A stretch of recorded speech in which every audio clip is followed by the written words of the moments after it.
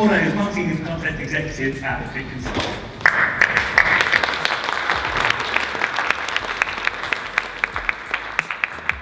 This microphone looks fantastic. There we go, that's good stuff. Clicker, there we are. So, I'm aware that I'm pushing up against the coffee break, so I will try and keep this to time. But before I start with the talk properly, I just wanted to share an anecdote from a favourite author of mine called Primo Levi, an Italian writer and chemist. In his collection of stories, The Periodic Table, he talks about a time when he was employed at a varnish factory on the shores of a lake near the northern border of Italy. In the first 2-3 weeks he had very little to do, but the factory owner then cornered him, took him out into a courtyard and pointed him at a pile of what were essentially, he said, livers. Now, his job would be to try and recover what was in fact an actual batch of varnish that had spoiled. Over the next few weeks, and with extensive experimentation, Levi managed to find out that in the original batch there had been an excess of something called lead oxide.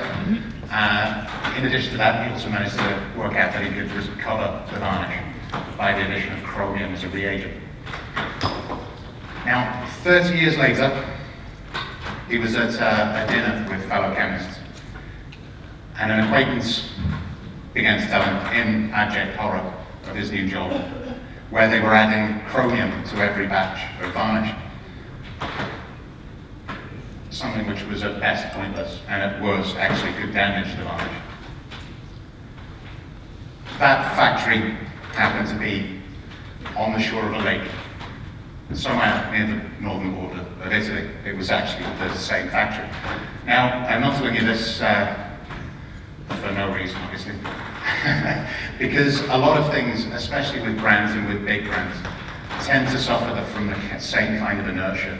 At some point in the past, somebody has created a solution to a problem, and that solution tends to exist long after the problem, as in actual fact, stops being a problem.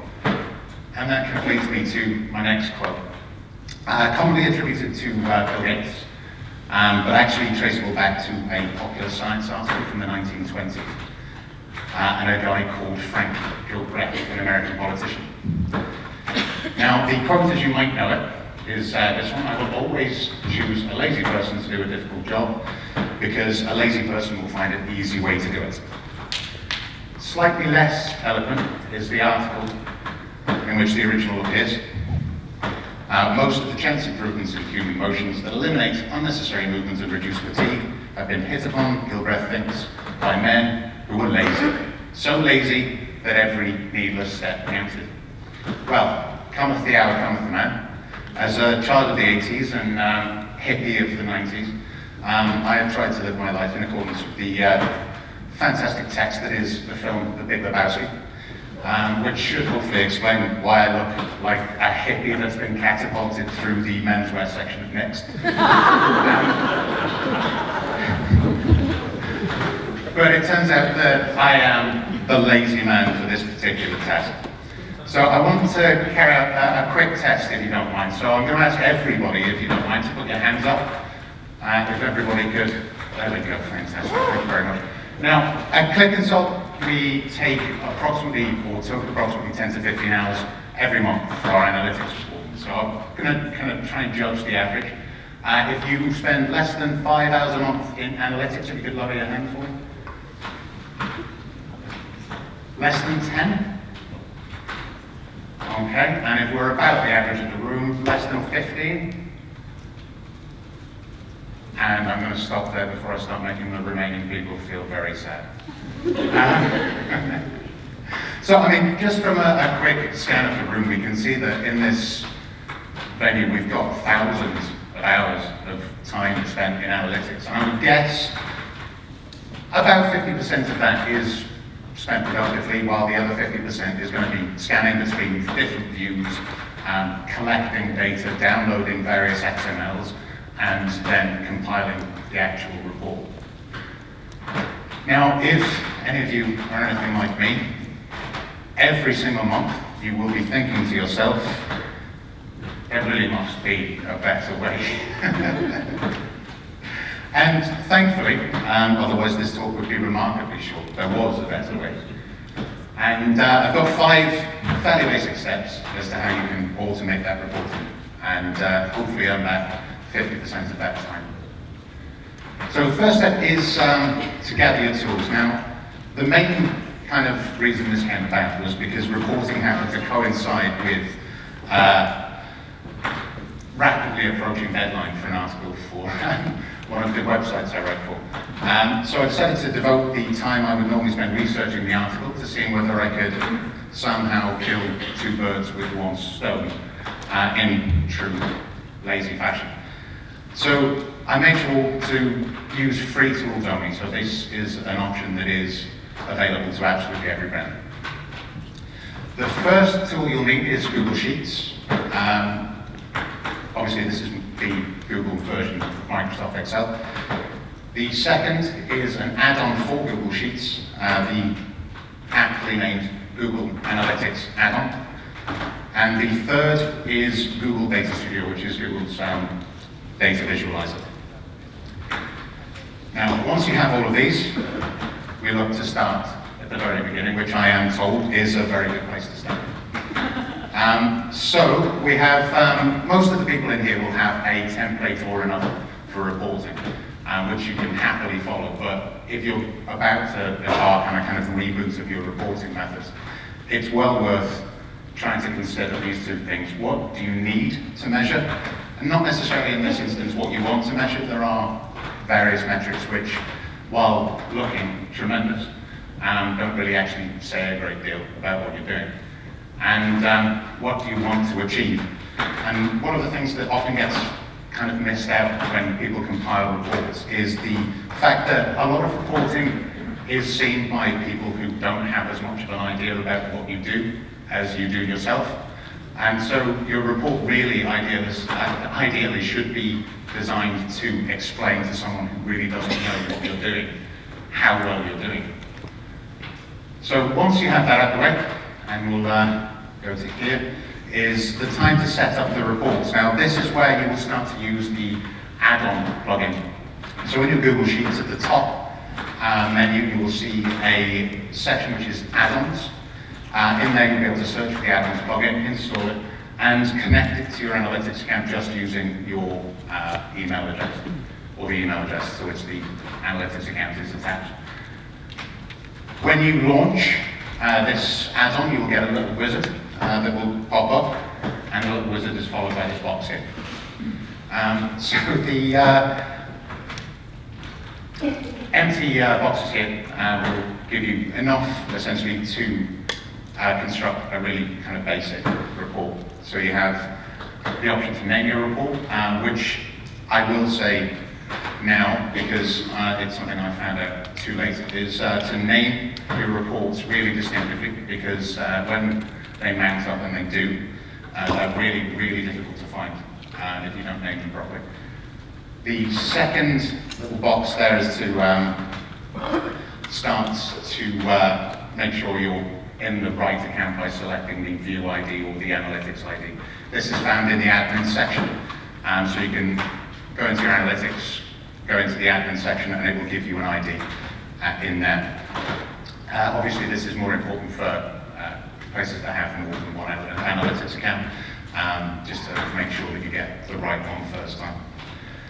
The metrics and dimensions box is actually a searchable function, so all of your analytics metrics and dimensions will be in there named in exactly the same way as they are in your account.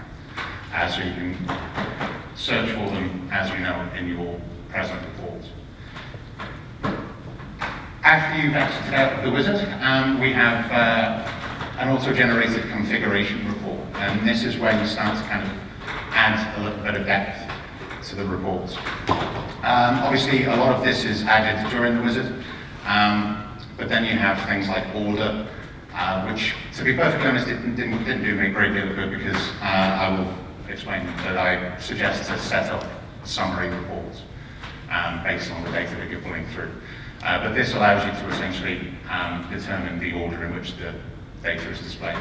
Then you have some more data limiting options. There's filters, which allows you to restrict the data, especially useful if you're monitoring a specific subfolder, like your blog or a resource section, or a specific form URL, that kind of thing. And then segments, which will allow you to, again, restrict your data, but this time by things like geographical location and demographic, which this formula here does for the UK. Again, limit, not a great deal of use unless you're a large e-commerce site and looking to restrict it to a sample size. And spreadsheet URL, which allows you to export the data externally. And again, I haven't used this because I have decided to have a spreadsheet with 100 separate sheets because that was a smart move. I'm going to give you a couple of kind of really basic kind of reports that you can achieve. Obviously, every brand is going to have a bespoke report that they're going to need to prepare. But just to, as a kind of cursory walkthrough, if you're looking at things like session level, your session level reports are going to be your bird's eye view. They're going to give you a kind of broader overlook of the stuff that's going on. For session level, I tend to use Dimension, which is date-based. I don't tend to use them in the overall charts, but Data Studio does demand a dimension for your metrics, and date, especially if you're doing a monthly or weekly report, is a useful one to have there. So if you're doing this oversight, you've got things like sessions, which obviously will deliver a count of the total sessions that you've had within the specified date range. You have your users, which represents the number of unique people that have actually completed those sessions. The percentage of new sessions, which can give you a bit of insight as to how well your site's developing, how well you're retaining your audience, what kind of new audience you're earning. Then we have things like average session duration, again, a fairly simple self-descriptive metric. And page views, again, this is just the number of pages viewed during the selected period. Again, all of these really top-level kind of things, including page views per session, which will, again, give you a bit of insight into how well you're keeping users on your site. So you'll be able to see, you know, roughly how long, where they're, you know, kind of how they're enjoying your site, whether they're staying on, whether they're going to different pages from the initial landing page. One of the good ones that you can do through this is goal completions. So you can either monitor a specific goal using the goal completions all, or you can drill down to individual completions and look at how specific forms are doing on the website by using goal XX, where XX is the ID of the goal, again, which you can find in analytics in the admin session. Similarly for page level tends to get a little bit more granular, I think is the current buzzword. So page level, you can kind of drill down a little bit more. I use a dimension which is page title, so it allows me to kind of monitor the performance of a specific page or set of pages. And a lot of the same kind of metrics will go alongside it. You can see how that page is performed in terms of sessions. You can see how many users have completed the sessions, the percent of new sessions. Again, this can, with the page level, can give you some kind of indication occasionally of having missed a keyword. If you're starting to see a lot of new sessions for a specific page, it's worthwhile trying to check in your keyword rankings just to see whether you're not pitching for something that perhaps you should be. And we have, again, session duration, which can give you a clue as to how well your content's performing. Click writes quite a large number of blogs, and they tend to be fairly comprehensive, so you're looking at between 1,500 and 3,000 words on occasion. If someone's landing on those pages and they're only there for 20, 30 seconds, you know that either you've done a really in-depth opening paragraph or that they're not bothered. Most likely the latter. Then we have, again, page views, which will tell you how many times the page has been viewed. Page views per session, which will give you how many pages, including the specified page, per session.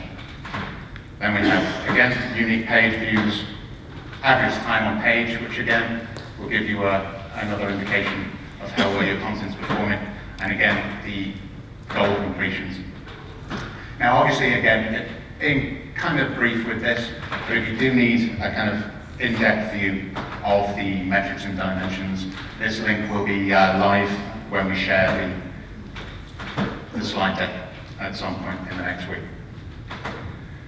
Now, step 4 brings me to my next quote, and I hope this gives you some kind of indication.